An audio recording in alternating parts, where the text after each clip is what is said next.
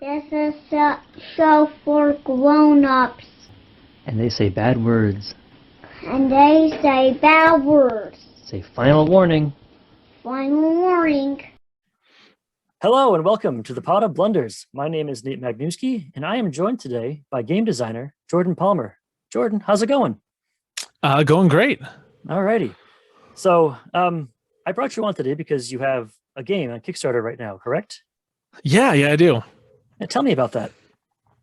Yeah, so it's just a short little game called Our God is Dead. Basically, just quick pitch. It's a game where you're basically playing an order of clerics whose god has died, but you don't want anybody else to know, so you get into all kinds of shenanigans and concoct all kinds of schemes to keep everybody from figuring that out. So I'm a backer because I saw this game. I know you talked about it on TikTok, and I was like, this is the game for me, and I love it. I know it takes place over, 3 scenes? They kind of form basically 3 acts. So it's Three each acts. act has slightly different rules. So. Mhm. Can you go into what those acts are and like what does a typical game look like for this? Yeah, so the first act is basically you are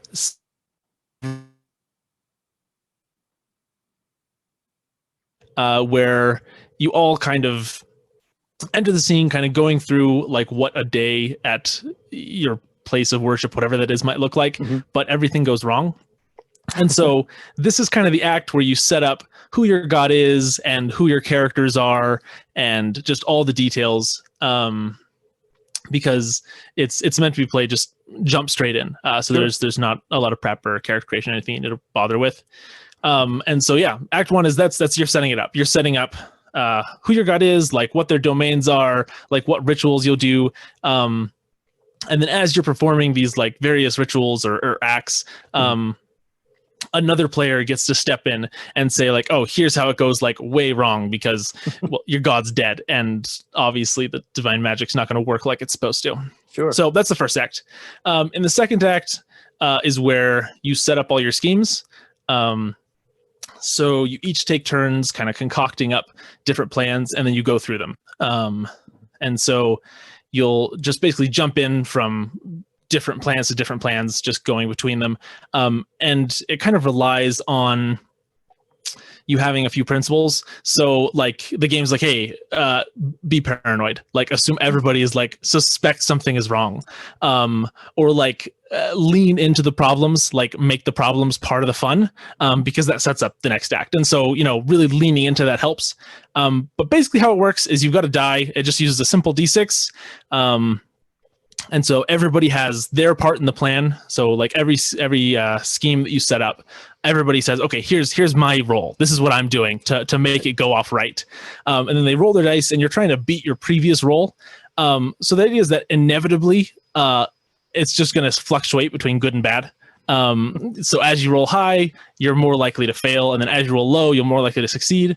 And this kind of guarantees that you'll have a good mix of success and failure because the game needs failure to, mess things up. And so anytime there's like this big failure, it has a few prompts that you have to answer, which kind of set up the third act where you're basically causing more problems for yourself. To where like people finding out is now like the least of your worries because you've done like terrible stuff. It just things go wrong. And so this is kind of where the third act gets in, is where you're supposed to take all the bad things that happened and kind of bring them together. And you kind of play that out and just kind of see where it goes. That's great.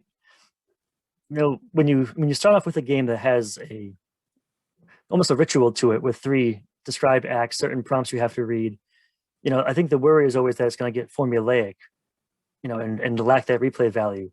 But I think because this game feasts when things go wrong, as soon as things go pear-shaped, this game like takes off, it seems.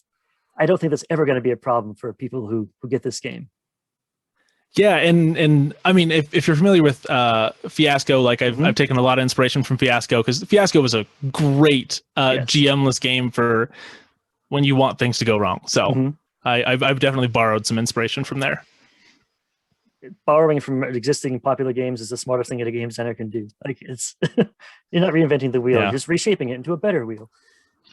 So like Fiasco, this game is GM-less. Maybe you touched on that.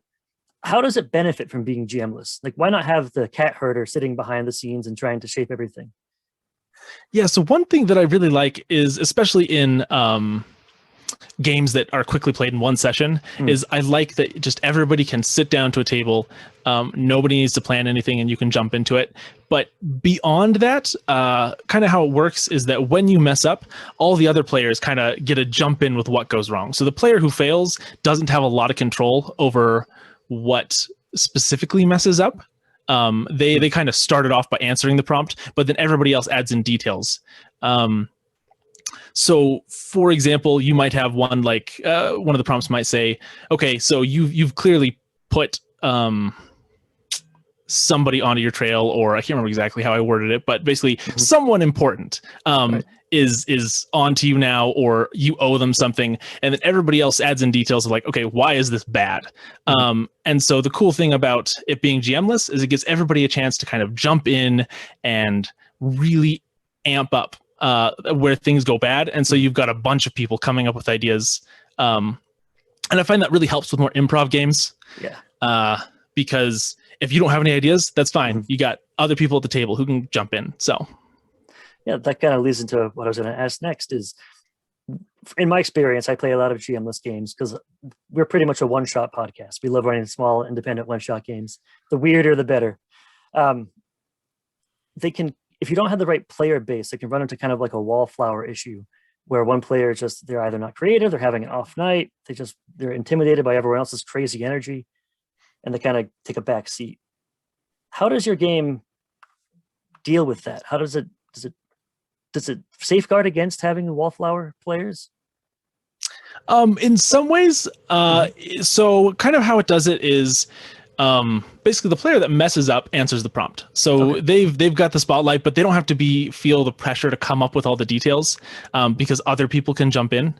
And so they get the chance to at least have their input there. But then honestly, I'm not too worried if people want to sit back a little bit because they will get their moment to shine when they mess up. You know, they get their chance to kind of put their input in there. But then people who are much more comfortable in narrating like how stuff goes more and more wrong can jump in as they see fit. So it kind of gives you this where everybody's got their turn, but you can increase how much you participate as much as you'd like. That's great. I think that's important because, you know, I didn't want to seem critical of the wallflower type player, even though that term is probably not the term I want to use if I'm trying not to be critical. But you're right. There should be a place for everybody at varying comfort levels at your table, right? Yep. So this isn't the first game you've designed. I think you've designed, and I've seen that you have on your itch page, I think 6 games or so. Yeah, a bunch anyway. Of varying degrees of, some of them are full games, some of them are small and weird, and then some of them are just for jams that I did that, you know, I spent a weekend making a game. So how did you get into game design? Like, what got you from the player aspect of things to the maker? Yeah, so I have always loved game design, and I started out more on the board game end, just because that's what I mainly played. But as I got more and more into RPGs, like I've always known that I wanted to do game design. So like when I went to school, I tried to pick classes that would help me with that because that's what I like. Yeah. And so just designing games is something that I've always wanted to do. And so I kind of hit this point where I was like, you know what, let's just try it. Let's throw a game out there and see how it goes. And it went over well, and it's kind of been fun ever since. That's great. So when you set out to design a game, what's your process like? How does it start? Is it theme comes first and then you figure out mechanics to go around it? Or do you have that old board gamer mentality where you have to get the cool mechanic first and then you'll figure out how to use it? Yeah, it sometimes it depends. So I definitely come from both directions. So for example, my first game that I actually did well for the dungeon, I started with the mechanics. It was actually originally about playing like red shirts in a Star Trek like setting where you're guaranteed to die. Nice. And it eventually morphed into playing minions in a dungeon instead. But like the mechanic was like, I want to make critical failures the most fun part of the game. And so that's what I focused on. Other times I will be like, here's the theme and I'll run with this. But in general, my process is I start with the goals. So I start with, okay, what are my design goals? What do I want this game to feel like? Like I try and imagine what is the end product? What are people feeling and experiencing while they play it? And then from there, I draft ideas like, okay, how can I fulfill these goals? And then write the mechanics. And from there, it's just playtesting and basically just using the goal as a rubric for if a game is good. Because good is so subjective. And so the way I determine if it's good is, does it look like what I envisioned in my head with those goals? Am I meeting those goals? And if I'm meeting those goals, then I consider it good. So that's really interesting. I've played some games recently that fun, type 1 fun, like actual enjoyable fun, isn't the actual goal of the game. And when as a reviewer, I sit there going, was this a good game? Was it fun? I wasn't laughing. Does that mean I wasn't having fun? And it gets down to the whole type 1 and type 2 fun. Are you familiar with those terms? I am not. Okay, so type 1 fun is like, it's fun. It's just regular fun. You're at a party, you're having a good time. Type 2 fun is, it's a grueling experience. Kind of like any really heavily emotional LARP or a role-playing game that makes you role-play through the death of a loved one, something really, really deep and heavy. That's type 2 fun. It's not fun at the time, but looking back at it, it becomes an enjoyable memory. So do you feel like for it to be a good game, is it more important to make a fun game, or is it more important to make an impactful game? I think for me personally, I tend to lean on like fun. A lot of my games have comedy elements in them because that's what I enjoy. So for me personally, that is why I enjoy in designing. That's what I think is fun. That being said, I have tried my hand at games that aren't necessarily supposed to be like about the exciting and the fun, but are supposed to at the end kind of feel, I guess, fulfilling. Sure. As not, if not like a fun experience, like you'd be like, okay, that was worth it. And I like you were saying, the type 2 fun. But yeah, for me, type 1 like is what I prefer. Not that I'm going to say it's better than the other, Sure. but that's what I like designing. So that's great. So we talked briefly before we started recording that, I have ADHD. You're also neurodiverse. How does that color your game process? How does that, or does it flavor how you make games? Oh, absolutely. Yeah. So, I mean, I also have ADHD, which is part of why I'm in game design. Like regular jobs are not as fun to hold down. It's, and I mean, like I'm looking for them just as much as the next guy, but like it helps that I can kind of fit my own pace. And so, because I mean, currently I'm full-time game design. That's what I do for a living. Oh, great. But it helps that I can kind of fluctuate with where my motivation is and where my ideas are. And if I'm not like feeling particularly motivated, I can give myself room to say, okay, I am not being productive right now. I need to take a break, and I don't have a boss who's telling me I do. On the other hand, is whenever I do feel productive, I have to jump into it because I need to take advantage of that. And so there will be a lot of times where it'll be like super late at night and I'm like, hey, and I have to talk to my wife and be like, hey, I have an idea. I am going to disappear for the next 2 hours. Like, sorry that I can't be with you, but like, I need to get this down. Otherwise I know I won't take advantage of it. And so, yeah, that's just something that's really important for me is because I have ADHD, is that when I feel motivated, I know I absolutely have to put the effort in because it fluctuates, as I'm sure you're aware. Oh yeah, same thing. For me, I find like I need to have 2 or 3 different projects to work on. So if my attention just completely flags in one area, I'm like, okay, that's dead to me right now. I'm going to go over here and edit this video for a while, or I'm going to call up someone and interview them. Yeah. Do you have the hyper focus though, or like where you just have the idea and that's your life for the next week? You just dive into it and that's all you do. How does it affect you? In some ways, yeah. And I'm very similar with having multiple projects. Like when I'm in between games, I have at least like 4 or 5 different games that I'm doing, and which one I end up making just depends on whichever one gets farthest in the time that I'm designing them. And eventually I'll come back to them, or I won't. I have a big Google Drive folder full of abandoned games that I know I'll never come back to. But it was still good because, one thing about game design is that the important thing is that you're always designing.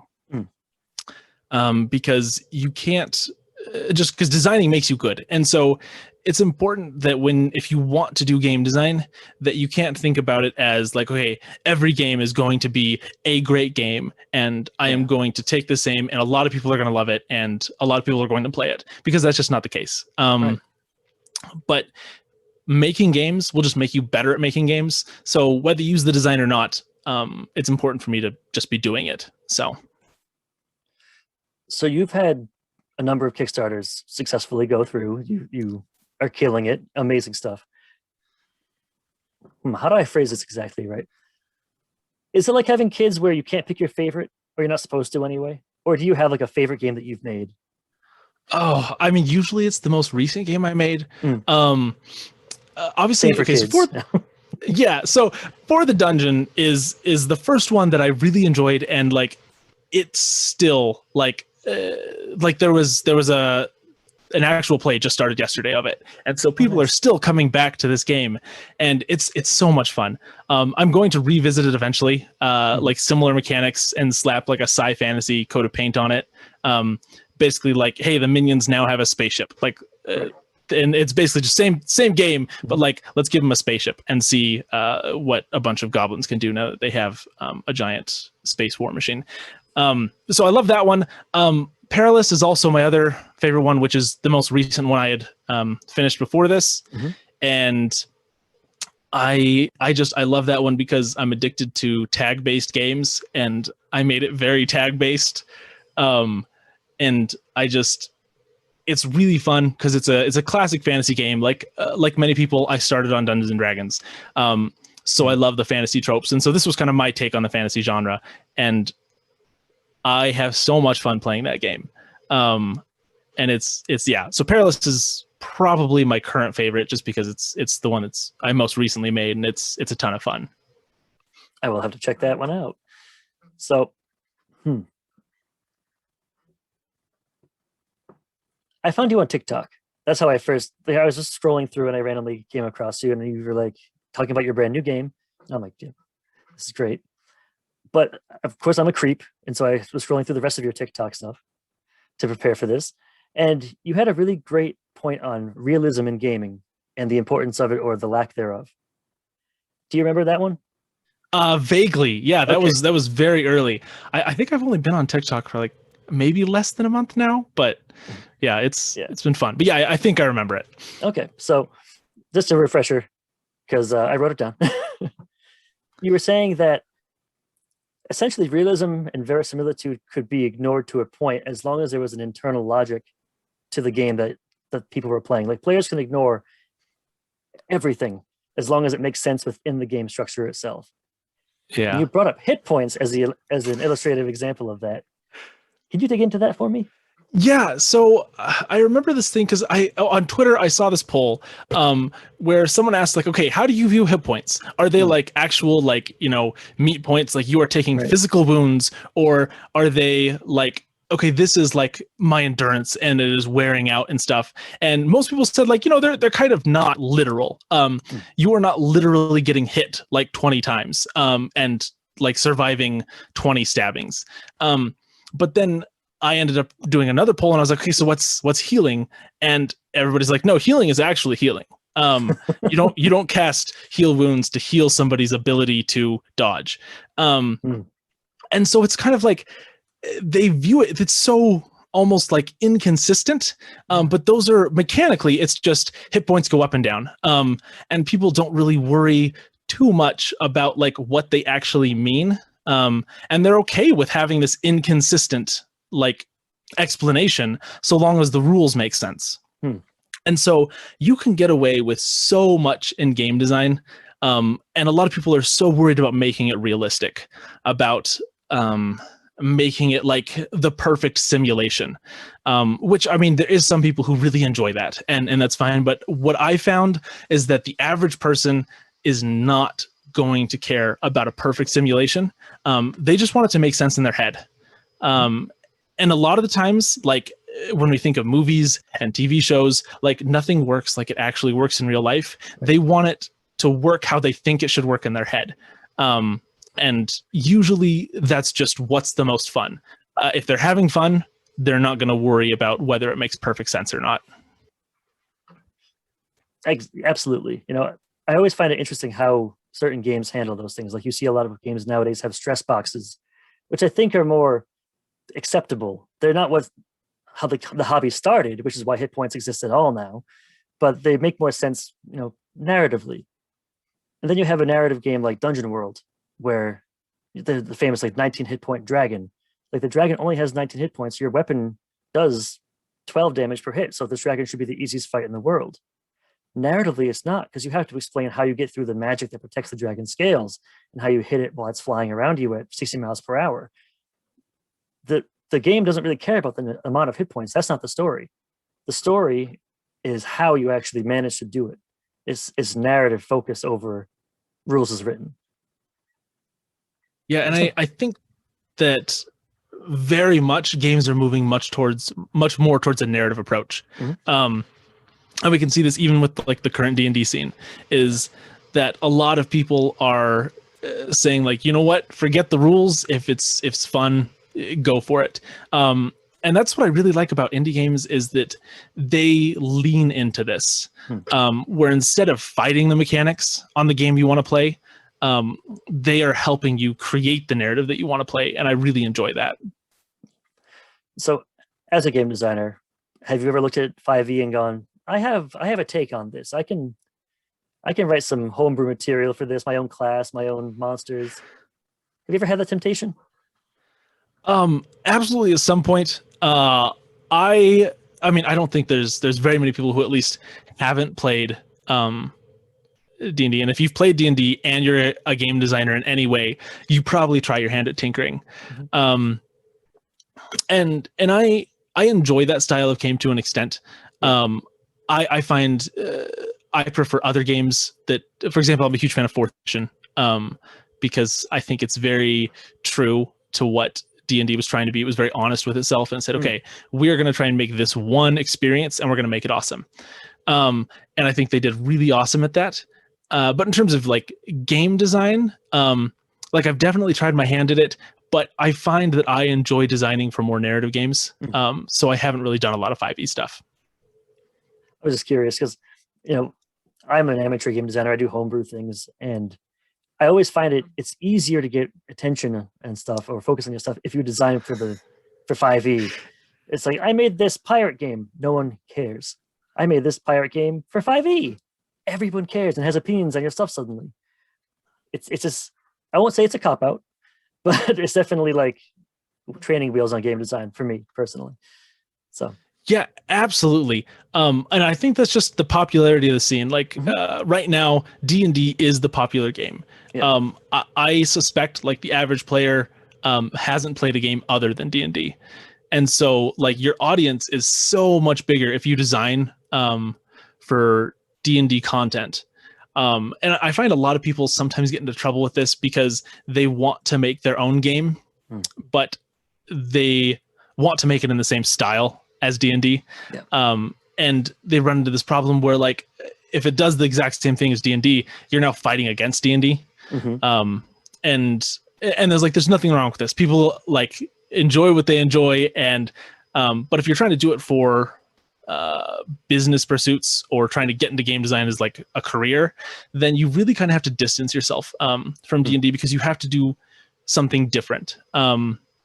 And I don't just mean different on a mechanical level, but you need to hit different vibes, I guess. Yeah.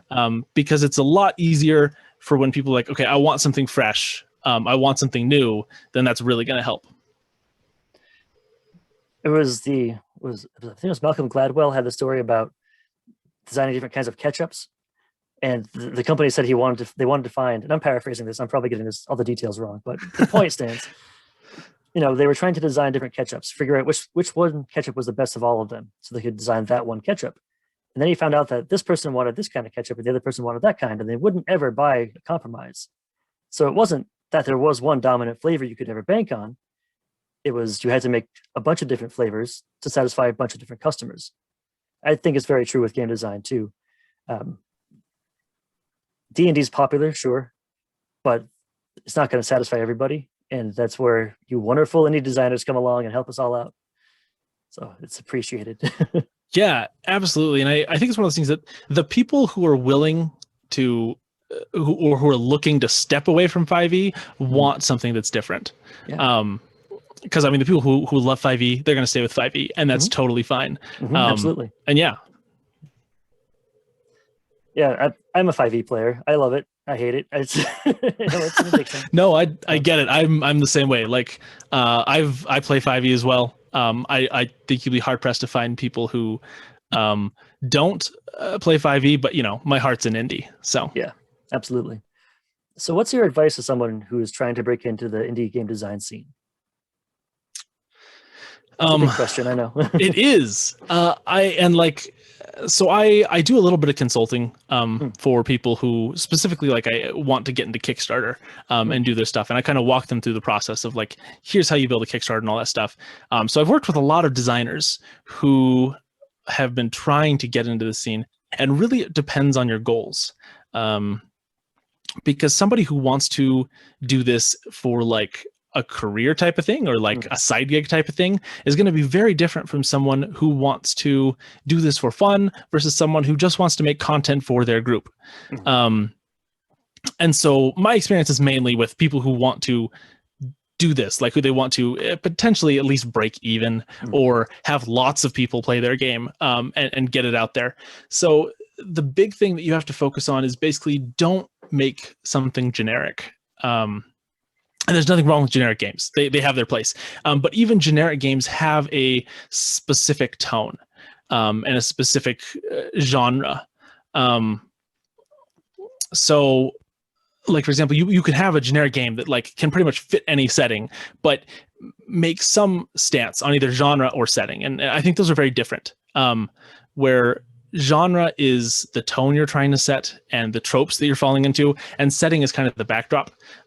And just be unique on one of those axes. So if you are running a generic game, so it can pretty much fit any setting, make a statement about tone, take a stance on that, and it'll be very interesting. But yeah, so main thing is that you want to try and have something very specific because you're better off making a game that a small handful of people are really going to love than most people will just kind of enjoy.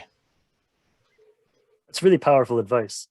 So yeah, I could see something like Fate. It's a very general system. It does everything well enough, but there are also hacks of Fate where it does Firefly-esque sci-fi adventures extremely well. And yeah, no, I think that's building a core audience first. I think is really solid advice for any game designer. That's good stuff.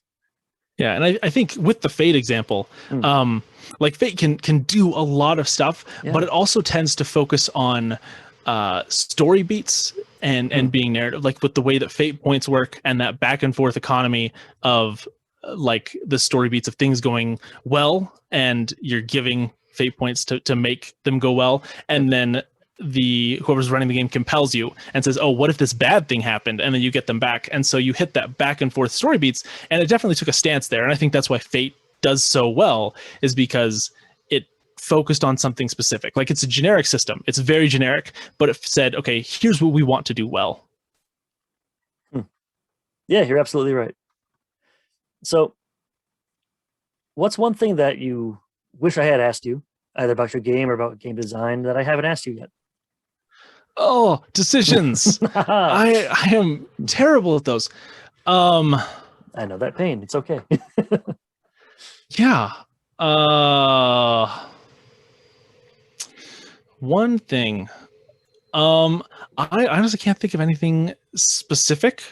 I guess if I had to just add one thing, it would be that really, if you want to get into game design, you have to let yourself suck at it. Because everybody, when they start out, at something is going to be really, really bad. And so like, I mean, we have this mantra in game design, fail faster. The idea that like you're going to fail, so just like fail as much as you can, as fast as you can, so you can get the failures out of the way, because every failure you're going to learn. Yeah. And so don't be afraid of failure. Make terrible games. Just make games that are fun. Well, that not necessarily fun, just make games for fun. Because the art of making games, just honing your craft, is more important than making a good game. I think that's so counterintuitive to so many people that like, well, I love games. I want to make a game and it's going to be good.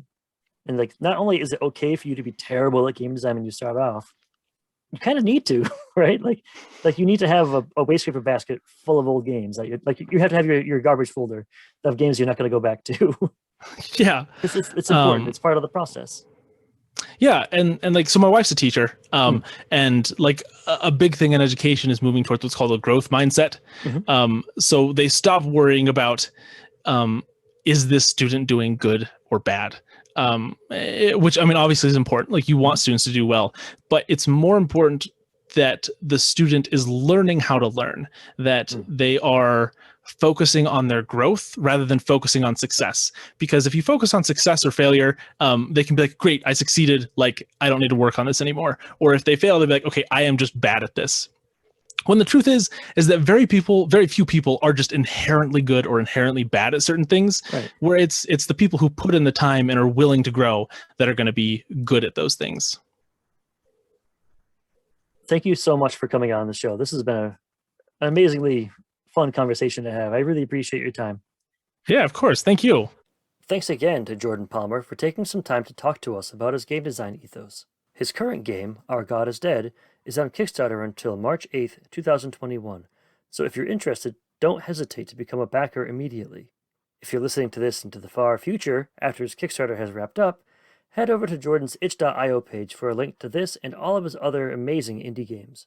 You can find links to Jordan's Kickstarter, his itch.io page, and his contact information in our show notes, in case you want to, give him some support or just pepper him with questions like I did.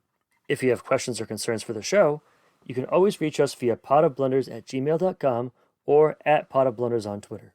For the Pot of Blunders, I'm Nate Magnuski, and as always, may all your Ds be 12s.